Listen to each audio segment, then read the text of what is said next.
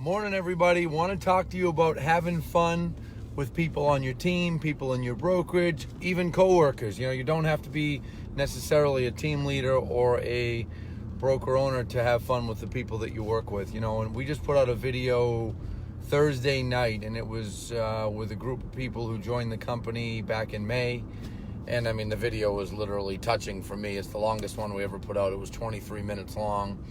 And I was listening and paying attention, and, you know, they were talking about different things we have at the company and all that. And the one thing that I picked up on, the part that they were speaking with the most passion, the most conviction in their eyes, was when they talked about the culture at our company, you know.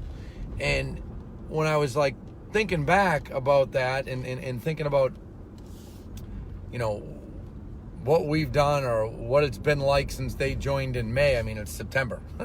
and I think about, like, what have we done? A few times we've brought the group together, and I've been there for a few, and I haven't been there for a few. Brought the group together for a couple drinks after work. We had an event in Boston on Thompson Island. Once in a while at our company, we do a bowling night. Today, I found out yesterday, I'm actually not going to be going, but today there's going to be just a cookout. They're getting hot dogs, hamburgers, and they're having a cookout at our Worcester office. And it got me thinking, you know, about the importance of a lot of these videos I do with you all. I'm talking about, you know, do this and do that and use this tactic and use that tactic and don't be lazy and pick the phone up and blah, blah. And I was thinking to myself in the last day after watching this video and kind of taking it in, like, the most simple, fun things can have the biggest impact, because when people feel good, they do good. You know, it's kind of like one saying I always have at the company with especially newer employees. I find myself saying this is, hey, I want you to like what you're doing, because if you don't, you're not going to be good at it. What's up, Billy? How you doing, my friend? You know, if you don't like it, you're not going to be good at it. And this kind of relates to that saying that I have. But when you really think about it, like, people have to feel good. They have to feel happy. They have to feel connected. And when I look at the culture that we have and the culture that we have at our offices, you know, each branch, and then, you know, company-wide, I look at a lot of the stuff we're doing. And, you know, if I added it up on a course of a year, I mean, it would sound like a massive dollar amount. But when you break it down per person or break it down per office, it's not that much. But those little things, those gatherings, those get-togethers where people can get to know each other mean a lot. And, you know, I'll also say something else. For you agents out there who don't participate in these kinds of things at your company, you're making a mistake. I was joking just the other day in a training about how we've got a guy who he's done fantastic. Was off to a great start with us as an agent.